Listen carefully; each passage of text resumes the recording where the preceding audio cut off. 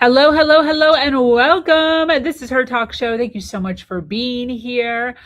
We have an amazing topic today. We are talking to the young moms out there today, or the aspiring moms who are hanging out, listening to today's episode.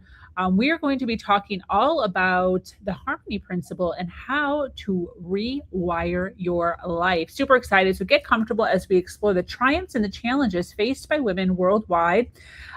Kate Miller is here today. She is going to be offering some insights, some inspiration to fuel your personal and your professional growth. So we're super excited about that. Let's jump in. Yeah, awesome.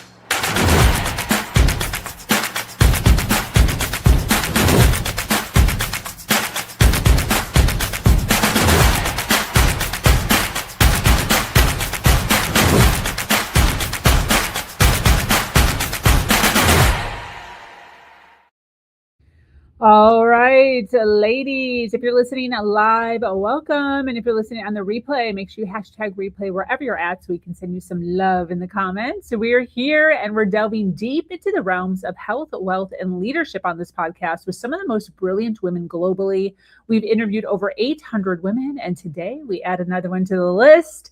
Kay Miller is a homeschooling mother of five, host of the Harmony Principle podcast, and founder of The Garden. After overcoming severe fatigue and various health issues, her mission is to guide women back into rhythm so their energy, clarity, and capacity return, restoring generational health one family at a time. Welcome, lady. Thank you so much for having me. Yeah, thank you for being here. So appreciate it.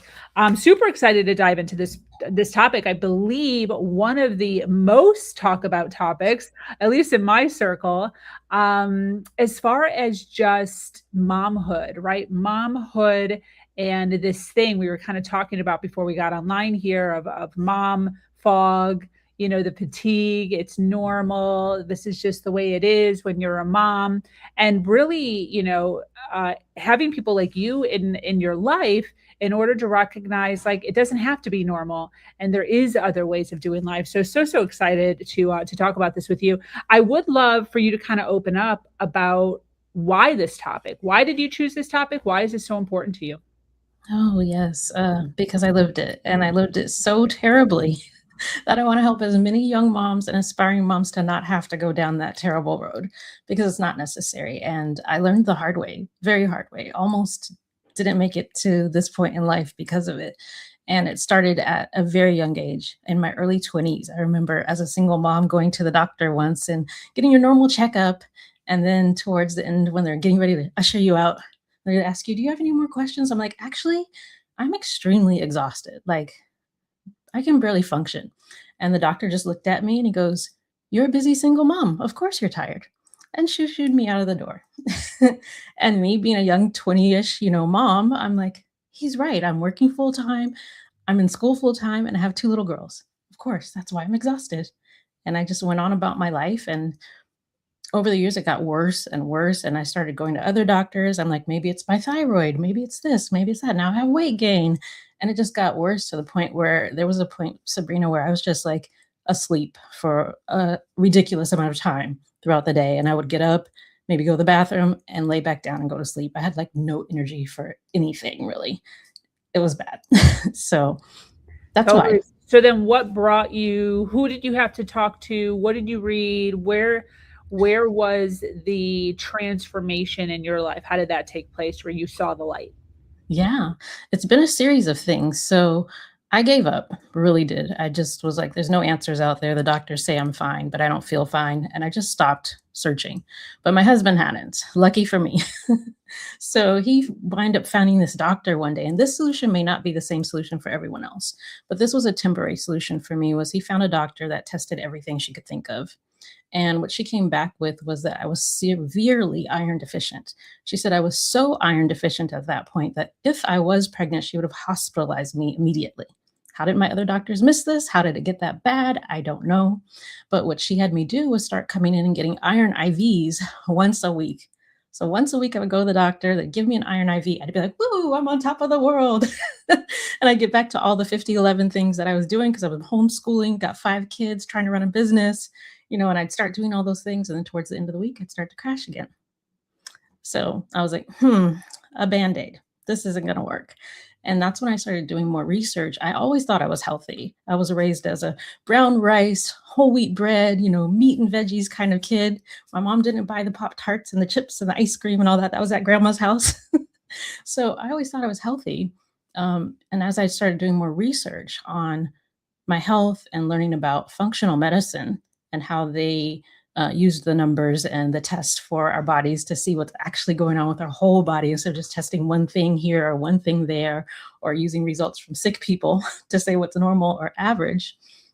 I thought, maybe I do have a problem with my thyroid that they're not noticing. And that was just, the first little inklings of things.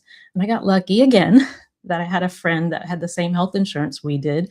And I was talking to her about these things. She goes, "Oh, we have a functional medicine doctor that you can go see that's covered under our insurance." And I was like, "Oh, great. Give me the number. Let me go check him out." And before I did that, I had done a lot of more research on functional medicine and realized that there were a lot of lifestyle changes I could make. It wasn't all about food and what you're eating. It was also about, you know, getting some of the stress response out of your life. A lot of people say, "Oh, we have too much stress," but you can't get rid of stress. But you can change how you respond to it and how your body reacts to it. And one of the things also I came across was adrenal fatigue. And there's arguments back and forth on whether your adrenals can be fatigued or not. The name doesn't matter as much as the results and the symptoms do. So for me, like I said, I was always exhausted.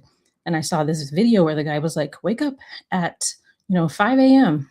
and go to bed by 9 p.m." And I was a diehard night owl, burning the candlestick on both ends when I did have the energy to go.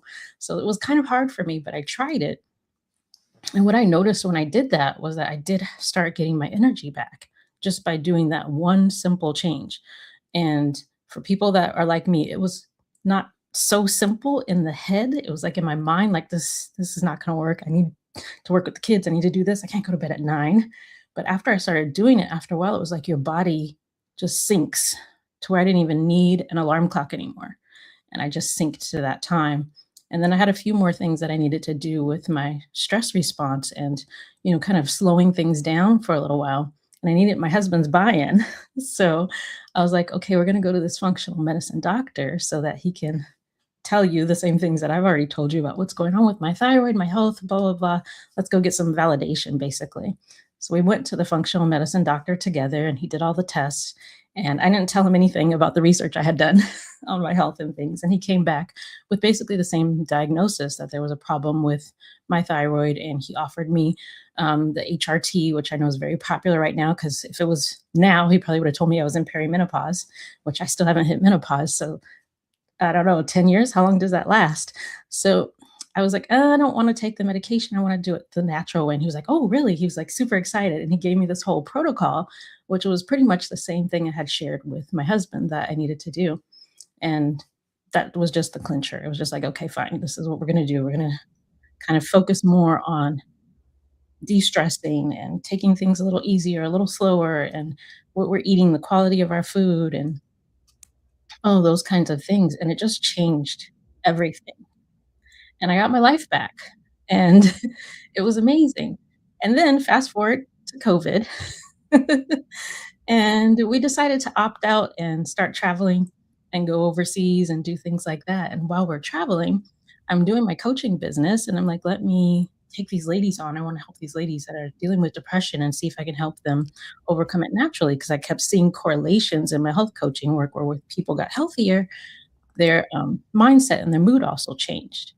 And so I took these 6 ladies on that were in the US, and in the time I was not, I was over in Europe, the Balkans, actually, and I started having the same symptoms again.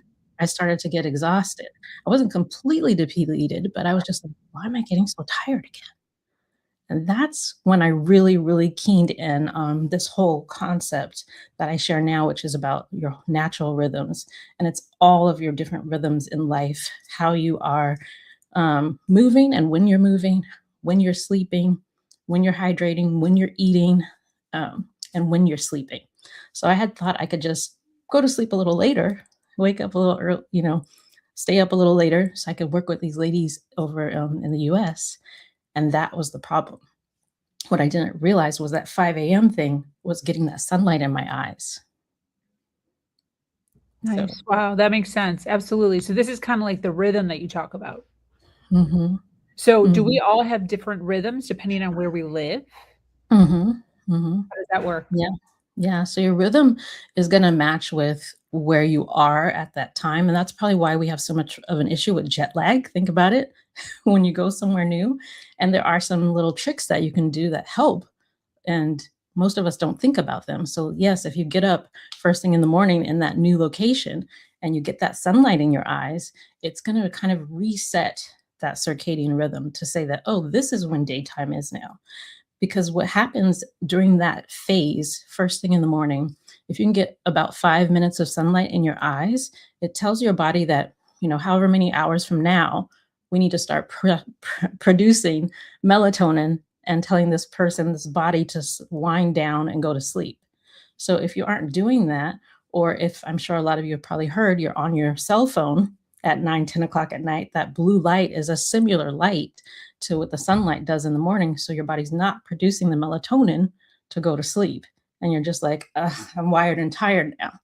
And it's usually that light interference, which helps your body know what rhythm and what cycle to follow. Then we also, as women, have our rhythm and our cycles along with our, oh, geez, I just lost the word, menstruation. So that one's another one that is very, very particular to each person. And some of us are more regular than others. And you can kind of get more control over that as you see how the other rhythms line up in your life and as you're changing other things like what you're eating or how you're eating and when you're eating and movement and things like that. So it all kind of makes this interesting web, an interesting web of rhythm, and you can find yours. Yeah, so I have a question regarding, I know you talk a lot about self-doubt, along with exhaustion, but how is finding your rhythm and the menstruation that you're kind of bringing up now, how does all of that tie into helping self-doubt? Mm. Yeah, it all ties in because what happens and what I think we're still learning a lot about with science is how our brains are actually functioning and giving us these signals that lead us to have depression symptoms or anxiety symptoms and other such things that usually cause us to feel like, oh, maybe I don't know what I'm doing. Maybe I don't quite, I'm not quite all there. I'm not quite right. I can't trust myself. And when you're more in line with your body, with your natural rhythms, all of that starts to clear out, just like the brain fog I mentioned earlier. That brain fog is also from your body it's just trying to survive. And it does all kinds of weird things. I can't give all the details because I'm not a neuroscientist, but I know I've seen it happen enough with my clients and myself to know that when your body is healthy and when it's in rhythm, not just like, oh, I'm eating right and exercising, but when it's actually healthy and it's all functioning properly, it clears out a lot of those things that are going on in your mindset. And then also just you become more aware and more grounded and more centered in yourself as you go through some of these practices. Love that. So, majority of individuals that listen to our podcast here are women entrepreneurs. They're women who are either working a full-time job or creating some sort of income for themselves along with running a business. What is some advice that you can give them regarding, those extra hours that they need to be putting in towards their business? How would a woman like that be able to, Mhm. find her rhythm? Yeah, definitely. It's really important that you find what works for you and those natural rhythms and find how do you say, what schedule you can really adhere to that serves you best. Because a lot of us, like you said, we have to do those extra hours or we have to work harder. A lot of times we're pushing and pushing. And it's like, if we just changed a Jenga piece, if we just switched one thing here or there, it might not be so much of a push and it might not be so extra hard. So for myself, I know that I have seasons. I'm sure we realize the earth has seasons. We as humans have seasons. So I'm not pushing, pushing, pushing every day.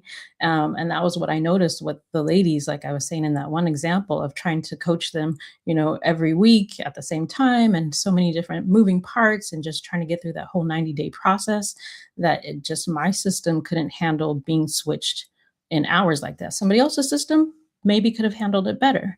But I know for mine, I became very sensitive to getting that early morning sunlight and going to bed by 9 p.m. So my body was like, no, this is not what we're doing.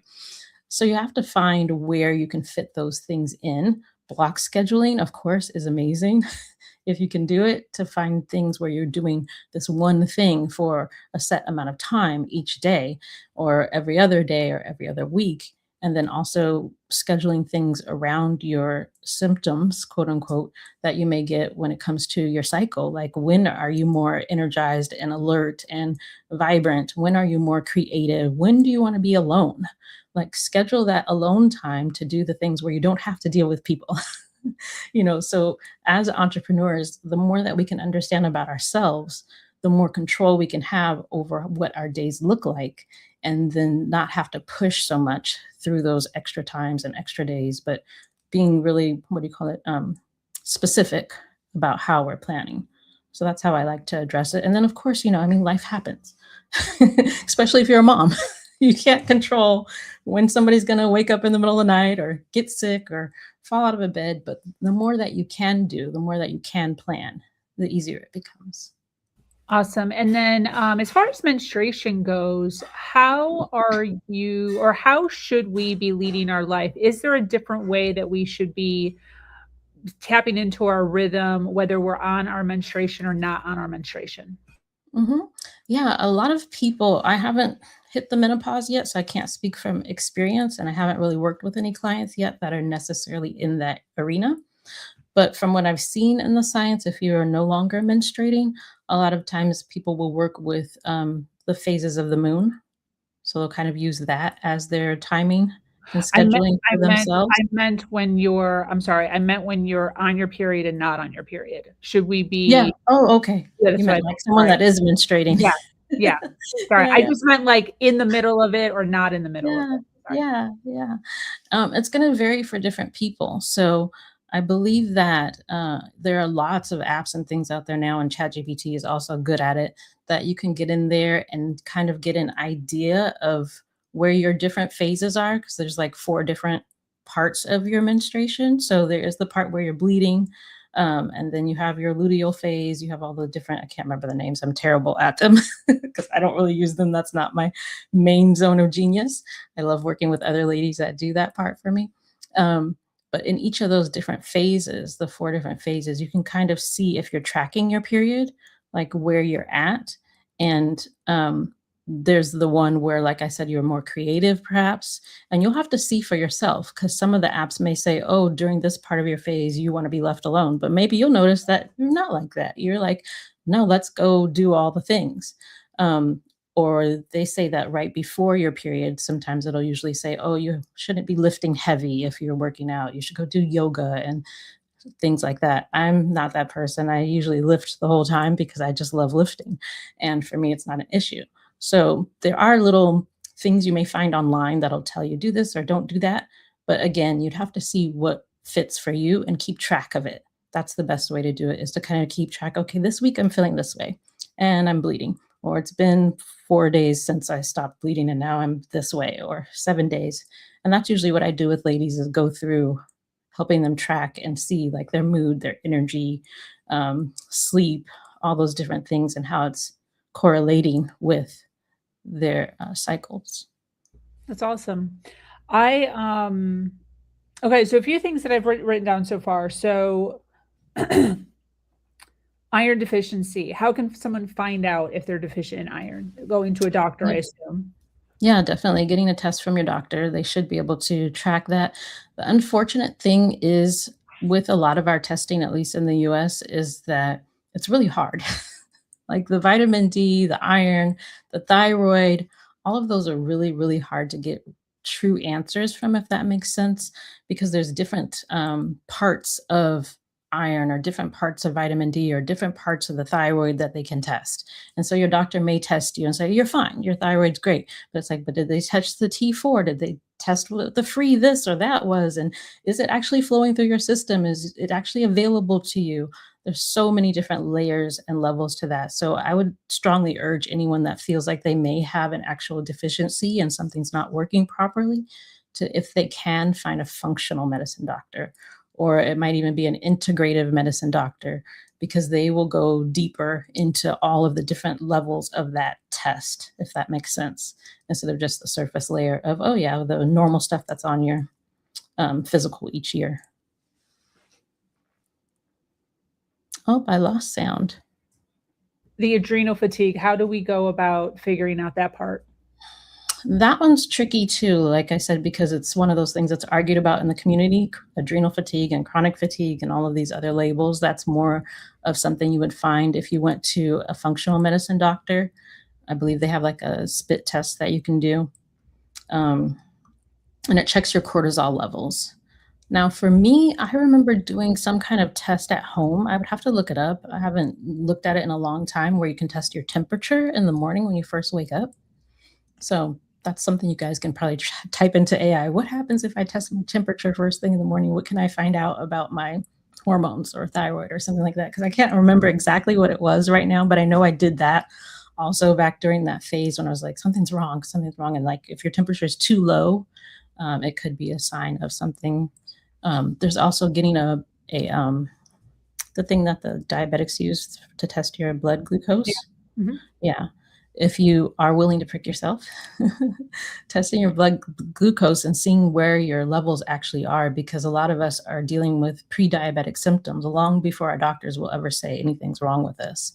And if we can get ahead of that, that can help with a lot of things also, especially the brain fog and all those kind of things with the mindset.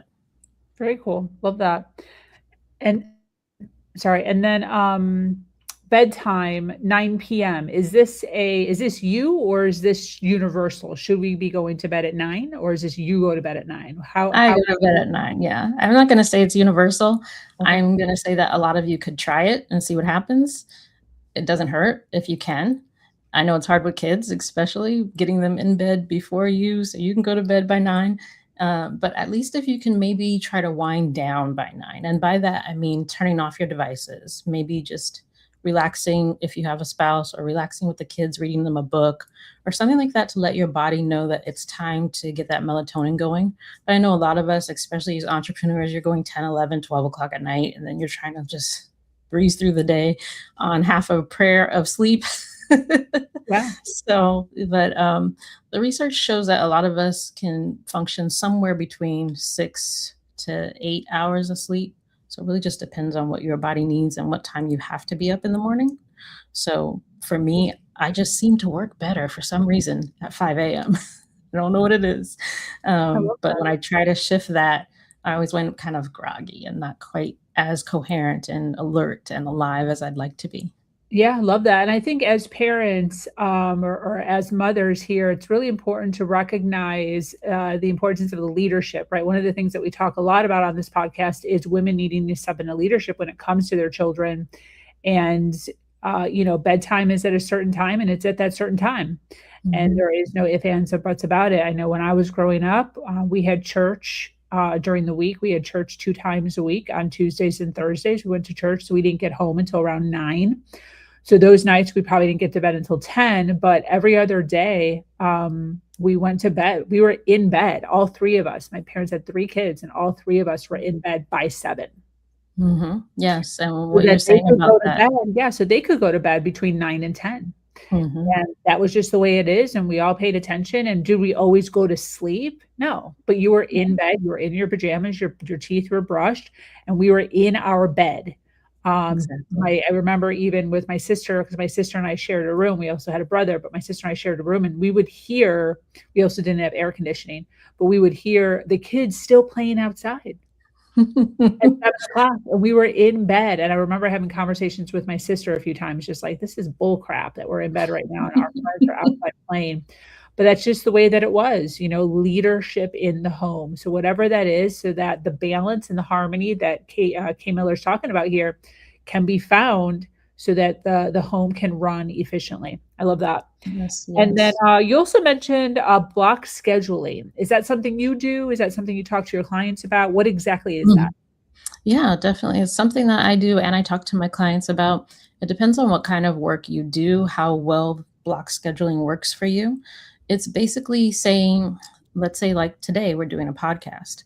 I could say that I only do podcasts on Mondays. So I would, every time I talk to somebody that has a podcast that can record on any day, I'd say, can we do it on Monday? And I'd put it in a certain time frame, maybe 4 hour time frame of this is when I do podcasts, or I have a 4 hour time block. Or for me, I do 1.5 hour time blocks every morning that are kind of my protected time, that this is when I'm going to work on emails and podcasts and things that I have to focus on particularly and that require me to really think and build and create things.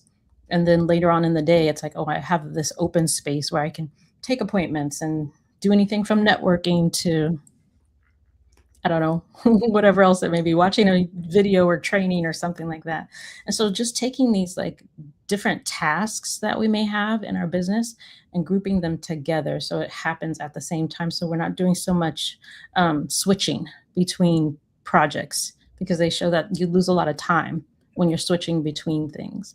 So you have something at 1:30 and then you have something different at 2, and then you go back to this other thing and you're going that back and forth, you're losing a lot of time in between. So if you have a schedule where you know at this time every day or at this time every week on this day I'm doing X thing and I always put it in that block, it just helps a little with the scheduling and making things go smoother and your body getting used to also a rhythm.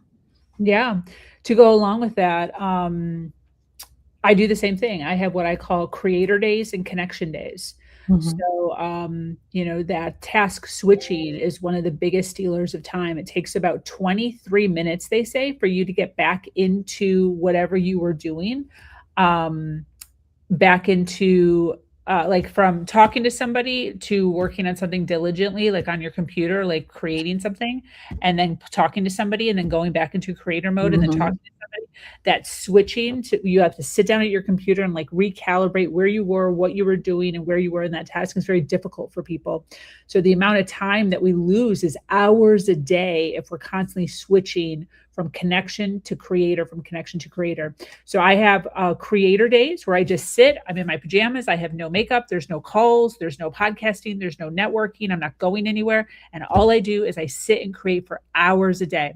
And then I have other days that I call connection days. And those are days when I'm high energy, talking to people back to back, taking notes and doing all of the things to make sure that I'm connecting with all of the people that I'm connecting to. And because there's two modes, right? Because there's two modes and there's no task switching, there's different things that I'm doing, but they're all on the same lineage of energy that's necessary, quiet energy versus loud energy. It really helps me get so much more done in a week than the way I used to do it, going back and forth. Oh yeah, definitely, definitely. And I just wanted to go back to the thing you said about the children and the discipline. And it's been shown that children do so much better with a rigid schedule. They may Absolutely. fight you, but they do so much better when they know what's happening, when it's happening, and how it's happening. Yeah. So it's really, really important to have those in your life if you can. Yeah, and it creates really good adults too. I remember, even with my son, I'm definitely a communicate like, I like to know what's going on. I'm a planner. Mm. And, I remember going, with my son when he was younger, like, on extravaganzas of, like, errands, right? I'd be like, "First, we're gonna go to the post office, then we're gonna go to Walmart, then we're gonna go get a snack at to go get lunch, Mhm. then we have to go to, I don't know, Target, then we have to go to Ulta," whatever it is, right? And and like the order of which would be the order of which we went in. And there was a few times where like I decided to go somewhere earlier than I said, right? And he was like, "No, mom, you said that we were gonna do this first before we did that." And even more so, even to the time, I'd be like, "Hey, we have exactly 17 minutes to get in, to leave the car, get in that grocery store, and then come back so that we can be on time to this to the movies or to whatever, right? To whatever it was." Um, and dude, he's still like that today. He's Mhm. still like that today, and it is so awesome to watch. It was I'm so oriented with time that literally, and he has this too. He would be looking at his clock and he'd be like, "Mom, we have to get in line now because the line is gonna take 3 minutes, and then to walk to our car is gonna take Mhm. over a minute, and then by the time we get in our car, so we actually have to leave, 5 minutes before the time." It was, like, so calculated, but those are right, that's what creates a human, right? A human that's productive in society is Yes. somebody that's aware of time, aware of how to be productive as a human being. So if we can do that when they're younger, they take that on for when they're older. Yes, awareness of time is very important and being respectful of time. Yeah. We only get so much of it, so let's use Yeah. it accordingly. Yeah. Yeah. I love it. Very cool. So, I know that you talk a lot about individuals who are in constant productivity, wanting endless energy. What are your thoughts as we're kind of wrapping up here with individuals who have the mindset of that? Just go, go, go, go, go. And just constantly just feeling like they have to be productive. How does somebody like that find more harmony, which is what you talk about? Mhm. Yeah, that's definitely usually a mindset thing, and that's one of the first places we like to start, is finding out where you're maybe sabotaging yourself, and that's usually like a hyper or a high achiever kind of mindset, where you have to get all the things done, and you have to always be moving and producing and creating and performing, basically, so this performance mindset, and it's like, well, who are we performing for? And is this really serving you?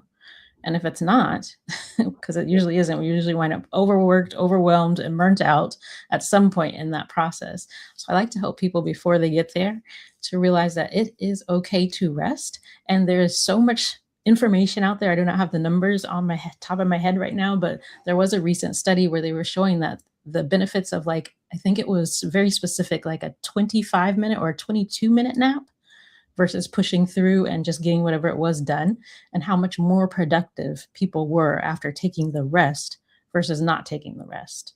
The So power I nap. just, yeah, the power nap. A Love that. power nap is restorative.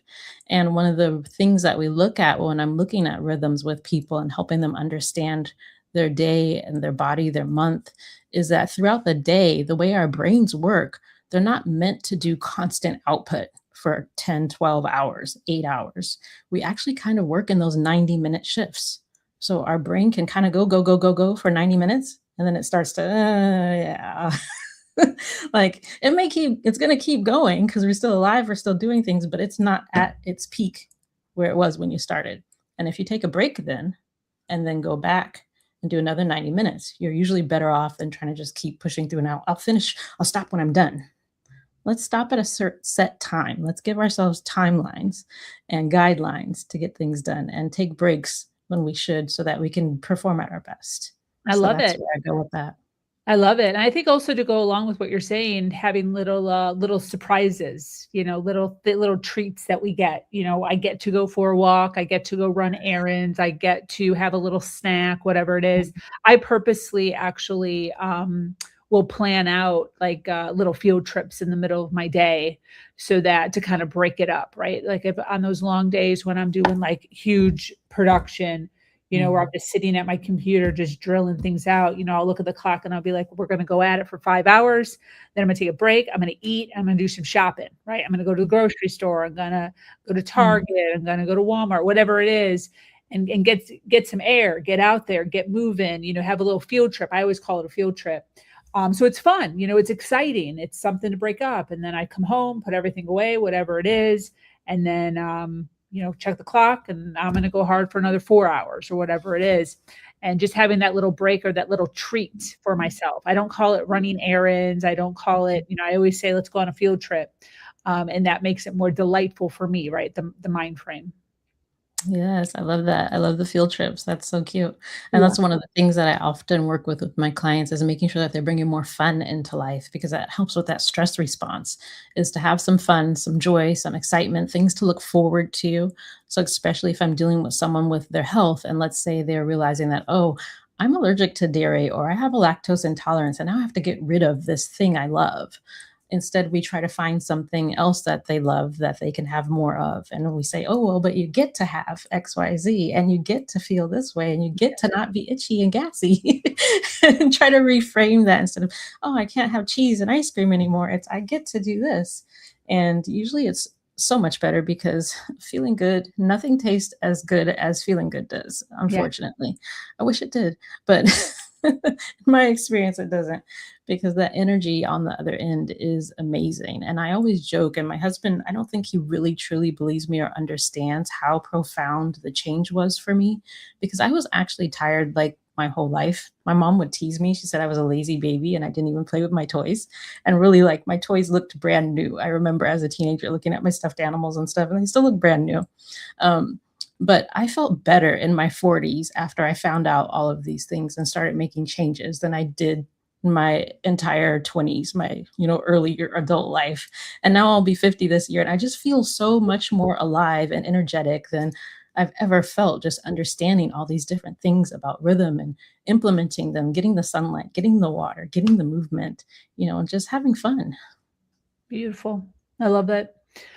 I'm going to throw your website up on the screen here. If you could do me a favor and just kind of spell it phonetically so that, or spell it so that those listening on audio can look it up. Yeah, your website? Yeah, it's kimimeki.com, and it's spelled Kimemeki. So Beautiful. Kimi Miki. Yeah, and this talks a lot about harmony, the importance of harmony. And then if you go down to the end or the bottom of the first page, which is where Kay Miller wants us to go right here, there's actually an assessment. It says, take the assessment. And what is this? It says, are your natural rhythms creating harmony? Why should someone take this, the short quiz? Yeah, the short quiz will help you to see some of the things that maybe you're not thinking about on your daily basis.